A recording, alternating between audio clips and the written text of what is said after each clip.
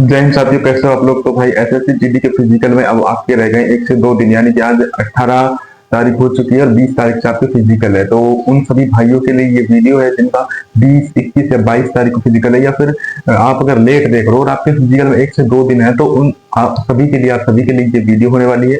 इसमें मैं आपको कुछ बताने वाला हूँ कि आपको क्या करना है, क्या नहीं करना है, और फिजिकल आप किस तरीके से अपना आसानी से क्लियर कर सकते हो उसके बारे में बताने वाला हूँ। मेरी बात करूँ तो मैंने पिछली बार भी एसएससी का फिजिकल क्वालिफाई किया है, मैं आर्मी की रनिंग क्लियर कर चुका हूँ, मेडिकल फिट हूँ।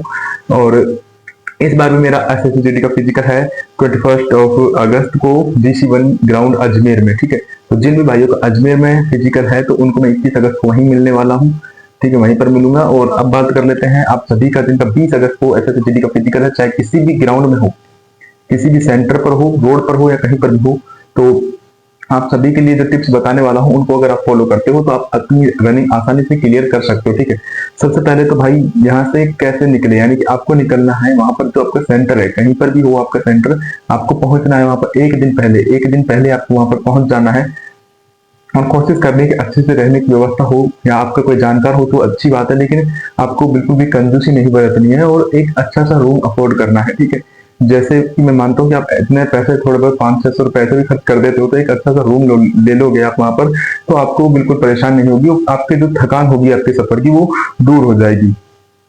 1 दिन पहले आपको निकलना है और अपने डॉक्यूमेंट्स को बिल्कुल सेफली तरीके से लेकर जाना है, यानी कि पॉलिथीन वगैरह में लेकर जाना है और फिर बैग में रखना है, क्योंकि बारिश का मौसम है, आपको पता है, अगर डॉक्यूमेंट्स खराब हो गए तो फिर हमारे किसी काम का नहीं वहां पर पहुंचना भी। ठीक है, और खाने पीने के लिए आपको अच्छे से लेकर जाना है, क्योंकि अंदर मान लो आपकी रनिंग जब क्वालिफाई हो जाती है तो उसके बाद आपको वहां पर बिठा कर रखते हैं, तो खाने के लिए आपको चाहिए वहां पर, आप खाने के लिए कुछ नहीं मिलेगा। और पानी की बोतल लेकर जानी है आपको, कम से कम 2-3 लीटर पानी अपने साथ लेकर जाना है कि इधर उधर आपको पानी के लिए नहीं डोलना पड़े। ठीक है, और सबसे पहले तो सबसे ज्यादा जरूरी चीज है कि आपका जो अंदर का डर है ना भाई, उसको निकाल दो।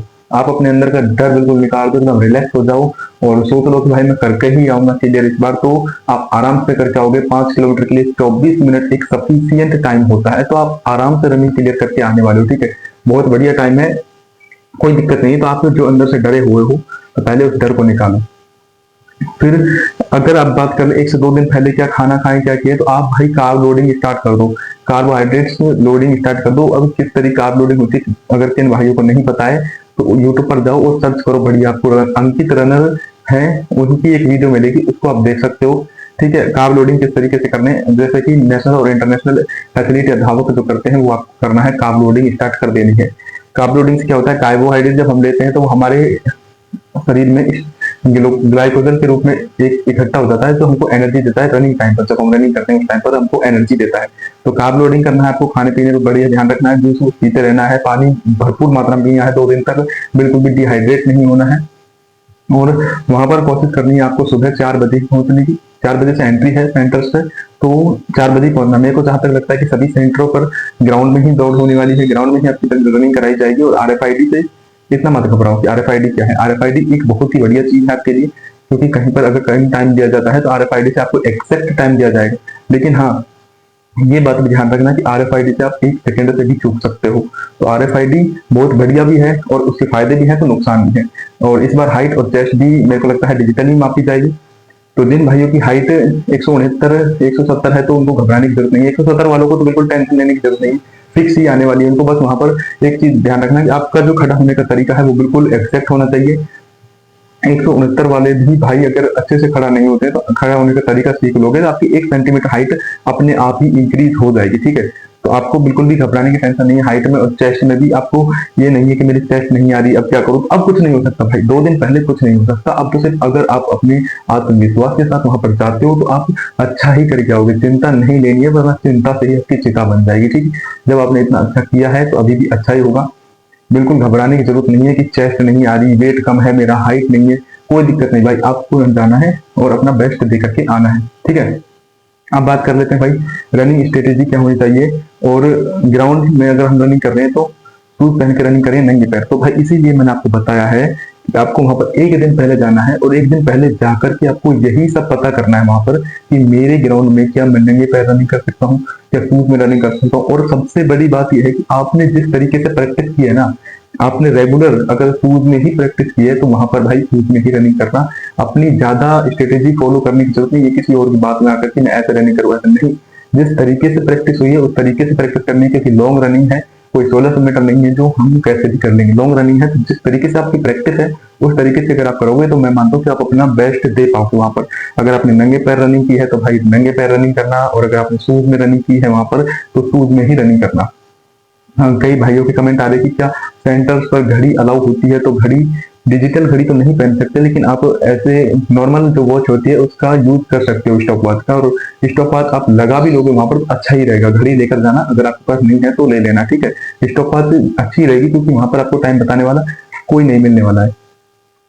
तो और भाइयों के क्वेश्चन आ रहे थे, रनिंग के कितनी देर बाद मतलब हमको बाहर निकाला जाएगा ग्राउंड से, रनिंग करने के कितनी देर बाद हमको ग्राउंड से बाहर निकाला जाएगा। तो मैं बता दूं आपको, अगर आपकी रनिंग हो जाती है, पहले तो आपको ये कोशिश करनी है कि 4 बजे लाइन में लग करके जितना जल्दी आगे हो सके उतना आगे जाने की हमको कोशिश करनी है। क्योंकि आपको पता है 4 बजे है तो मेरे अंदर तो 5, साढ़े 5 बजे के आसपास रनिंग करवाना स्टार्ट करेंगे। तो आपको करना है कि 6-7 बजे पहले आपकी रनिंग हो जाएगी, तो उसके बाद धूप हो जाती है, और भाई धूप में रनिंग करना बिल्कुल भी मतलब नहीं हो पाती, 1-2 मिनट लेट ही आती है धूप में। इसलिए मैं कोशिश आप ये करना कि आपकी रनिंग जल्दी हो जाए, आपको जल्दी लाइन में लगना है और जल्दी से जल्दी आपकी रनिंग हो जाए। पहले हाइट होगी, चेस्ट होगी, वेट होगा, सब कुछ पहले होने वाला है। तो ये नहीं कि फॉर्म भरवाया और आपको रनिंग। और एक ही बात का विशेष कर ध्यान रखना, जहां पर भी जा रहे हो भाई, फोर्स में जा रहे हो तो डिसिप्लिन का बिल्कुल ध्यान रखना। डिसिप्लिन अगर आपने तोड़ा तो वो लोग आपको तोड़ेंगे, ठीक है। मैं ऐसा कह नहीं रहा, लेकिन फिर भी मतलब तोड़ेंगे या नहीं, लेकिन डिसिप्लिन बिल्कुल इंपॉर्टेंट होता है। डिसिप्लिन में अगर आप रहते हो तो आपके लिए अच्छा है, और सभी के लिए अच्छा ही होता है डिसिप्लिन में आप रहते हो तो। क्योंकि वहां पर अगर आप ऐसे ही रूल्स को तोड़ोगे तो फिर कुछ भी हो सकता है। तो आपको डिसिप्लिन में रहना है। और रनिंग की कितने देर बाद आपको निकालेंगे, तो अगर डॉक्यूमेंट वेरिफिकेशन नहीं हुआ तो आपको 2-3 बजे तक निकाल देंगे। RFID से क्योंकि टाइम लगता है रिजल्ट आने में, RFID लेकर जाएंगे वो आपको रनिंग के बाद। RFID जिन्होंने BSF HCM को फिजिकल दिया होगा उनको पता होगा, वो लेकर जाएंगे वहां से। और फिर आपकी जो लिस्टें लेकर आएंगे, लिस्टों को लेकर आएंगे, उनमें एक में फेल कैंडिडेट्स का नाम लिखा होगा, एक में पास कैंडिडेट्स का नाम लिखा होगा। सबको बताएंगे, फिर बैठा कर रखेंगे।